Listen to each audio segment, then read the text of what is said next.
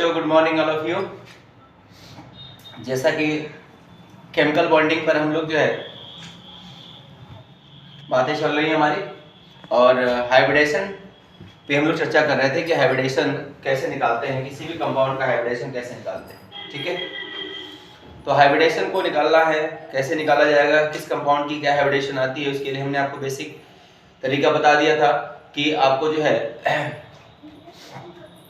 Structure के आधार पे बातें होती हैं, स्ट्रक्चर के आधार पे बातें होती हैं। जो भी स्ट्रक्चर आपको बनाने लगे, आप स्ट्रक्चर ड्रा हो जाएगा, आपका हाइब्रिडेशन आ जाएगा। कुछ में बहुत बड़ी बात नहीं है, ठीक है ना। कंपाउंड के स्ट्रक्चर बनाने आपको आना चाहिए। जैसे कि मान लीजिए कि कोई कंपाउंड है मेरा, ठीक है, कोई कंपाउंड मेरा है और हम लोग बात भी किए थे, बहुत सारे कंपाउंड पे बात किए थे, ठीक है। तो अब नेक्स्ट जो है कुछ कंपाउंड और भी ले लेते हैं हम, ठीक, और उस पर हम लोग करते हैं। जैसे मान लीजिए हमारे पास है S4O6 2 माइनस, S4O6 2 माइनस है हमारे पास। इसमें अगर हमसे बात कर रहा है कि सल्फर की हाइब्रिडेशन क्या होगी, ऑक्सीजन की हाइब्रिडेशन क्या होगी, तो हम लोग कैसे बताएंगे। तो इसका स्ट्रक्चर जो है आपको याद, जो है स्ट्रक्चर आपको बनाना है, तो S4 है, 4 सल्फर आप ऐसे करिए, O6 है,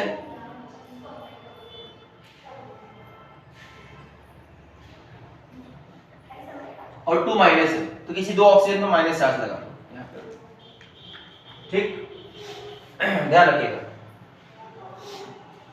यहाँ पे सल्फर की हाइब्रिडेशन क्या है आपसे पूछ दिया जाएगा, ठीक। ऑक्सीजन की भी पूछी जा सकती है।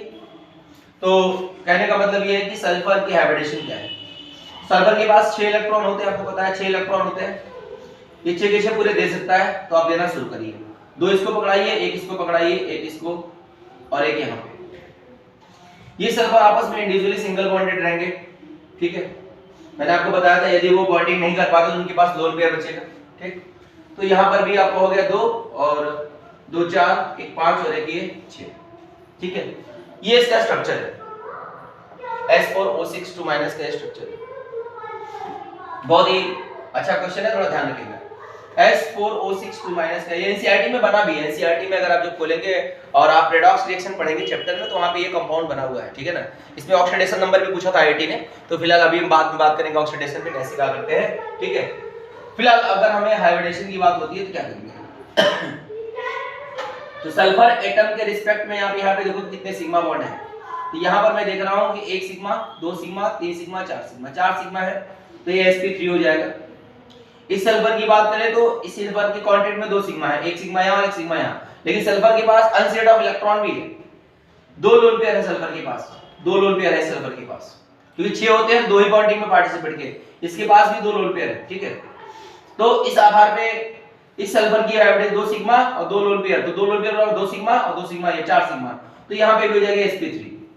इस सल्फर की भी हो जाएगी sp3, और इस ऑक्सीजन, इस सल्फर की हो जाएगी sp3, क्योंकि 4 सिग्मा है, 1 2 3 4, ठीक है। तो यहाँ पे जो सल्फर एटम का हाइब्रिडेशन है वो तो sp3 आ रहा है, मतलब सारे सल्फर का sp3 आ रहा है।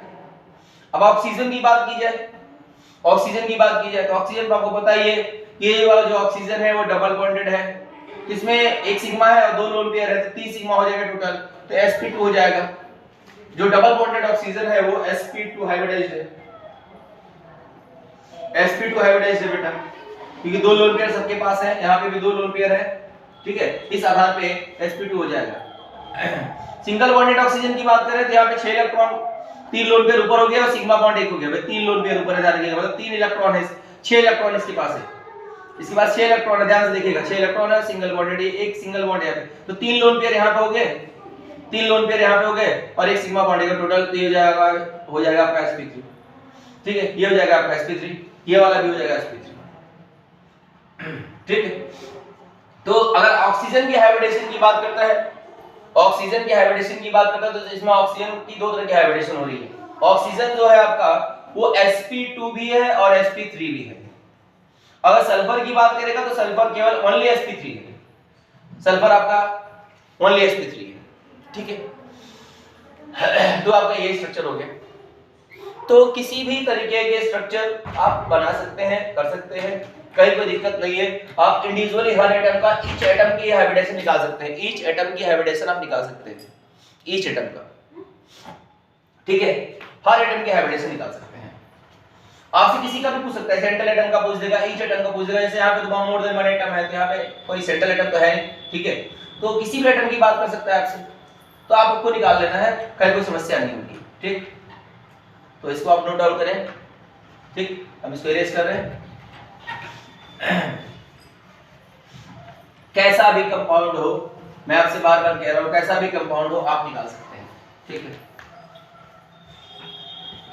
जैसे मान लीजिए हमारे पास SO2 है, मेरे पास SO3 है, SO3 है, PCl3 है, PCl5 है, इसमें क्या है, इसमें कोई दिक्कत नहीं। इसमें सेंट्रल एटम की बात करें चाहे ईच एटम की बात, किसी का भी निकाल सकते हो।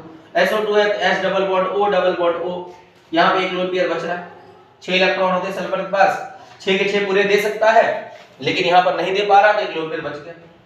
SO3 की बात करेंगे तो SO3 का स्ट्रक्चर ऐसे हो जाएगा, यहाँ हो जाएगा, दो इसको पकड़ा है, दो इसको पकड़ा है, दो इसको पकड़ा दिया, ये हो गया।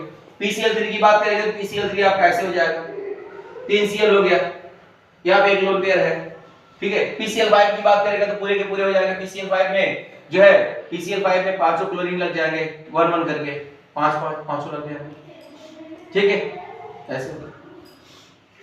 अब यहाँ पे हमें अगर इसकी हाइब्रिडेशन बतानी है तो कितने सिग्मा है, एक सिग्मा यहाँ पे, एक सिग्मा यहाँ, दो और एक लोन पेयर हो गया, 3 सिग्मा हो गए, 1 सिग्मा 1 सिग्मा, और 1 lone pair is equal to 1 sigma 1, तो इसकी हाइब्रिडेशन जो जाएगी वो sp2 हो जाएगी। इस ऑक्सीजन की हाइब्रिडेशन देखोगे तो यहाँ पे 2 लोन पेयर है, 2 लोन पेयर 2 सिग्मा और एक सिग्मा, इस बॉन्ड इसमें डबल बॉन्ड में एक सिग्मा है, 3 सिग्मा हो गया, तो इसकी भी हाइब्रिडेशन जो हो जाएगी sp2 हो जाएगी। इसकी बात करेंगे तो यहाँ पर भी 2 लोन पेयर है, तो 2 सिग्मा और एक लोन, इसकी भी हाइब्रिडेशन sp2 हो जाएगी।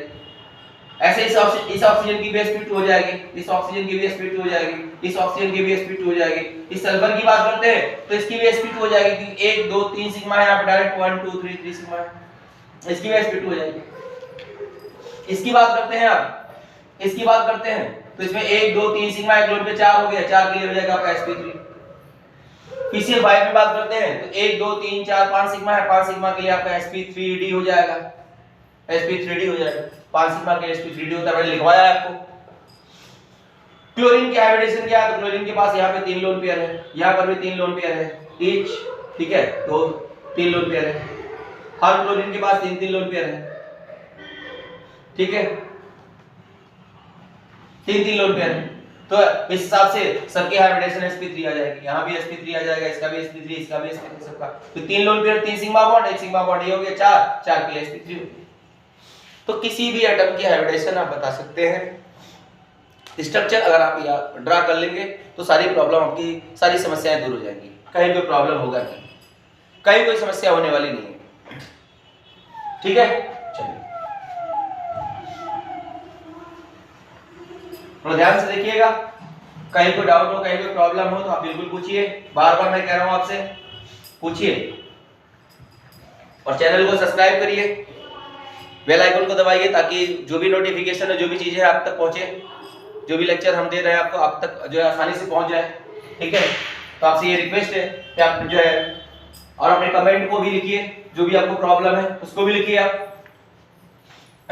तो ये तो हमारा था स्ट्रक्चर के आधार पे, कोई भी कंपाउंड है, स्ट्रक्चर को ओपन करिए, चाहे ऑर्गेनिक कंपाउंड हो चाहे इनऑर्गेनिक कंपाउंड हो, आप स्ट्रक्चर को ओपन करिए, ओपन करने के बाद आप उसकी हाइब्रिडेशन बता सकते हैं, सिग्मा एटम के कांटेक्ट में सिग्मा बॉन्ड काउंट करिए, बता सकते हैं। अब जो मेथड मैं बताने जा रहा हूं उसको थोड़ा ध्यान रखिएगा, ये सेंट्रल एटम के लिए वेरीफाई है, मतलब केवल सेंट्रल एटम की बात होगी, ठीक है, केवल सेंट्रल एटम की बात होगी, केवल सेंट्रल एटम की बात होगी, आप इसको ध्यान रखेंगे।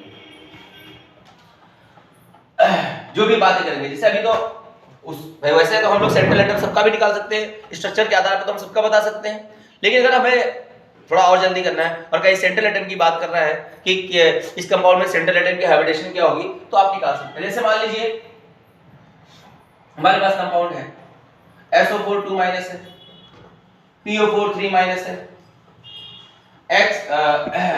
XCO2F2 है, ठीक है, ये है मान लीजिए ClO3- है, ClO2- है, NO2+ है, NH4+ है, अब इसमें कब सेंट्रल एटम की बात हो रही है, सेंट्रल एटम की बात हो रही है। H2SO4 है, कोई भी कंपाउंड ले लो आप, सेंट्रल एटम कहीं गलत नहीं होगा। H2SO4 है, H3PO4 है, हम इन सबका सभी का सेंट्रल एटम निकाल चुके हैं, सभी के सेंट्रल एटम की हाइब्रिडेशन निकाल चुके हैं, ठीक है। सेंट्रल एटम की भी निकाल चुके हैं और आउटर एटम की भी निकाल चुके हैं, ईच एटम की निकाल चुके हैं मतलब। लेकिन अब जो हम बताने जा रहे हैं सेंट्रल एटम को, ओनली सेंट्रल एटम के लिए होगा, only central atom, only central atom, only central atom. ज्यादातर क्वेश्चन जो है सेंट्रल एटम की होती है, ज्यादातर क्वेश्चन सेंट्रल एटम से पूछे जाते हैं।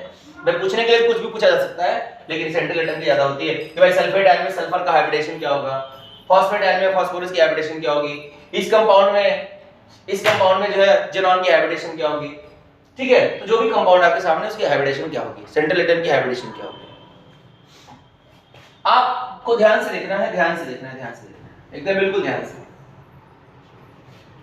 जो भी कंपाउंड है आप उसको देखें और ये देखें उसमें कौन कौन से एटम है। जो भी कंपाउंड है आप उसको देखें, उसके बाद उसमें देखें कौन कौन से एटम है। जैसे कि सल्फेट आयन है, तो सल्फेट आयन में हमारा SO4 है, इसमें सल्फर और ऑक्सीजन, तो सभी के वैलेंस इलेक्ट्रॉन को आपस में ऐड कर लीजिए। जैसे सल्फर के वैलेंस शेल में कितने इलेक्ट्रॉन होते हैं और ऑक्सीजन के वैलेंस शेल में कितने इलेक्ट्रॉन होते हैं, वैलेंस इलेक्ट्रॉन को आपस में ऐड कर लीजिए।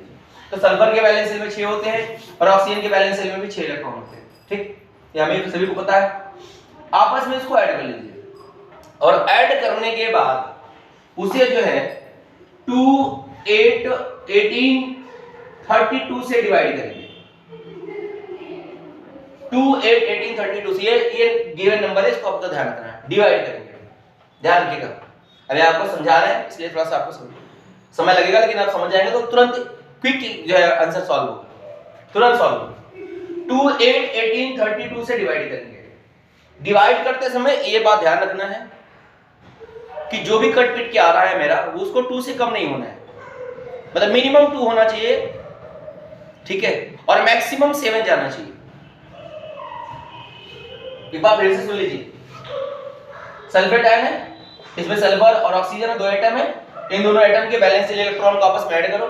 चार्ज अगर प्लस लगा हुआ है तो माइनस कर देंगे, माइनस लगा हुआ है तो प्लस कर देंगे, ठीक है, उसमें प्लस ऐड कर देंगे, जितना माइनस होगा उतना प्लस ऐड कर देंगे, जितना प्लस होगा उतना माइनस कर देंगे, ठीक। अभी हम आपको बता रहे हैं, क्लियर हो जाएगा। उसके बाद जो नंबर आता है उसको आप इस नंबर से डिवाइड करेंगे और ये देखते हुए कि डिवाइड करने पर जो मेरा आ रहा है वो मिनिमम 2 होना चाहिए और मैक्सिमम 7 होना चाहिए। 2 से कम नहीं रखना है और 7 के बाहर नहीं जाना है। जैसे कि हमने कहा कि SO4 तो सल्फर के बैलेंस शेल में 6 प्लस ऑक्सीजन के बैलेंस शेल में 6 into 4, क्योंकि 4 ऑक्सीजन है, और -2 है, यहां लगा देंगे +2 लगा देंगे, ठीक है। अब ये हो गया आपका टोटल, इसको ऐड करिए तो 6 4 जा 24, 24 + 2 26 और 26 + 6 32, ये आ गया 32 नंबर आ गया आपका 32। अब 32 को आपको डिवाइड करना है इस नंबर से, और ये ध्यान रखते हुए करना है कि जो भी कट पीट के आएगा तो वो 2 से कम नहीं होना है, 7 से बाहर नहीं जाना, 7 से ज्यादा नहीं होना चाहिए। तो यदि आप इसको 2 से डिवाइड करेंगे तो 16 बार जाएगा, तो हम 2 को लेंगे नहीं, क्योंकि 16 बार मुझे नहीं ले जाना, मैक्सिमम 7 तक रखना है।